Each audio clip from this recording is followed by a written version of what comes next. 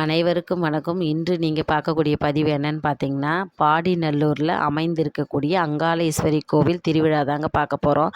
இந்த திருவிழாவுக்கு வந்து பார்த்திங்கன்னா சாட்டர்டே போயிருந்தேங்க. இந்த திருவிழாவை பற்றி நீங்கள் நிறைய தெரிஞ்சுக்கணுன்னு நினச்சிங்கன்னா இன்ஸ்டாவில் போய் பார்த்தாலே இந்த திருவிழா பற்றின நிறைய விஷயங்கள் இருக்கும். இந்த கோயிலுக்கு நாங்கள் வந்து 10 வருஷமாக போயிட்டு தாங்க இருக்கோம். ஆனால் இப்போது ஒரு 5 வருஷமாக பார்த்திங்கன்னா இன்ஸ்டாவில் ரொம்ப பிரபலமாயிடுச்சுங்க இந்த கோயில். நிறைய ஜனங்க வராங்க. பர்மாகார் கோயில்னு சொல்லப்படக்கூடிய இந்த கோயில் வந்து பார்த்திங்கன்னா ரொம்ப ஃபேமஸான கோயிலும் கூட பாடிநல்லூரில்.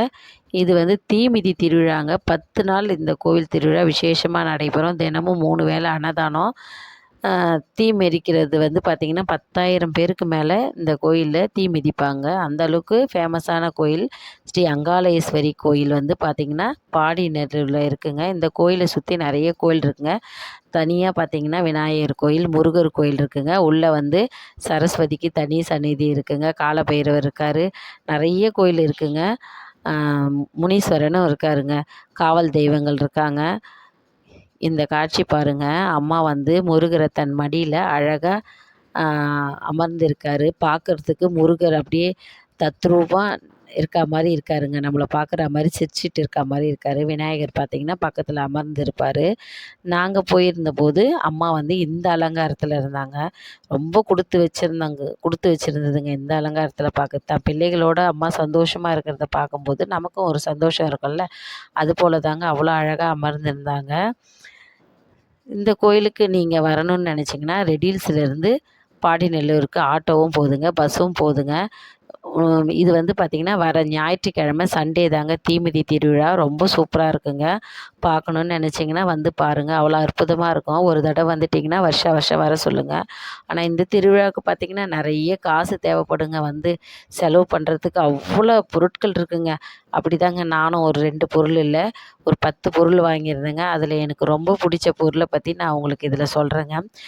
பசங்களுக்கு என்டர்டெயின் பண்ண ரொம்ப நிறைய விஷயங்கள் இங்கே இருக்குது. ராட்டினங்கள பெரியவங்களும் சரிங்க, ராட்டினம் சுற்றலாம், எல்லாம் சுற்றலாங்க. ஆனால் பணம் தாங்க தேவைப்படும். இங்கே பாருங்கள், சக்திவேல் முருகன் ஆலயம். இந்த ஆலயம் ரொம்ப பெருசாக முருகர் சூப்பராக இருந்தாருங்க இந்த கோவிலில். போன வருஷமும் பார்த்திங்கன்னா இதே திருவிழாவுக்கு நான் வந்து வீடியோ போட்டுருந்தேங்க. நான் வந்து பார்த்திங்கன்னா இந்த திருவிழாவில் உப்பு ஜாடி வாங்கியிருந்தேங்க. இதோட ப்ரைஸ் பார்த்திங்கன்னா 320, அதாவது 320 ரூபா சொல்லியிருந்தாங்க. அதுக்கப்புறம் பார்த்திங்கன்னா வாங்காமல் வந்துட்டோம். திருப்பி இன்னொரு கடையில் கேட்டபோது 250 ரூபா சொன்னாங்க. 250 சொல்லியிருந்தாங்க. 200 கேட்டு வாங்கியிருந்தேங்க. இது வந்து பார்த்திங்கன்னா சால்ட் உப்பு வச்சுக்கலாம் அப்படின்னு சின்னதாக வாங்கினேங்க. இது வந்து பார்த்திங்கன்னா 100 ருப்பீஸுங்க. ஆனால் இதே இந்த 2 உப்பு ஜாடியும் நீங்கள் வெளியில் வாங்கியிருந்தா எவ்வளோக்கு வாங்கியிருப்பீங்க அப்படின்றத கமெண்ட்டில் சொல்லுங்கள். அதிக ப்ரைஸ் வச்சு சொன்னாலும் நாம் கேட்குற விலைக்கு கொடுப்பாங்க. இது போல் நிறைய பொருட்களை நான் வாங்கியிருந்தேங்க. தோசைக்கல், கடாயி, வீட்டில் முக்கியமாக இருக்கக்கூடிய முறம், இதெல்லாம் நான் வாங்கியிருந்தேங்க. நீங்கள் இந்த திருவிழாவுக்கு வந்தீங்கன்னா இது போல் கம்மியாக இருக்கக்கூடிய விலையில கம்மி நம்ம கேட்டு வாங்கும்போது கம்மியாக கிடைக்குங்க. நிச்சயமாக இது வந்து வெளியில் வாங்கியிருந்தால் அதிக ரேட்டாக இருக்குங்க. இந்த கோவிலுக்கு இதுக்கு முன்னாடி நீங்கள் போயிருந்தீங்கன்னா கமெண்ட்டில் சொல்லுங்கள். 10 நாள் திருவிழா எப்படி மதுரை மீனாட்சி அம்மன் கோவில் திருவிழா சித்திரையில் ரொம்ப கொண்டாட்டமாக நடைபெறுமோ அது போல் தாங்க இந்த திருவிழா வந்து பார்த்திங்கன்னா 10 நாள் ரொம்ப கொண்டாட்டமாக விமர்சையாக நடைபெறுங்க. நீங்கள் வரணும்னு நினச்சிங்கன்னா ரெடின்ஸ்லேருந்து வரலாங்க. இந்த பதிவு பற்றி உங்களுடைய கருத்துக்களை தெரிவிங்க. தேங்க்யூ ஃபார் வாட்சிங். இந்த கோவிலில் வந்து பார்த்திங்கன்னா குழந்தை பாக்கியம் கிடைக்கிறது, திருமணங்கள்லாம் அதிகம் இந்த கோயிலில் திருமணம் நடக்குங்க. திருமணம் நடக்காதவங்க வந்து வேண்டிக்கிட்டு போனால் இந்த கோயிலே திருமணம் பண்ணுறாங்க. இது போல் நீங்களும் வந்து வேண்டிக்கிட்டு போகலாங்க.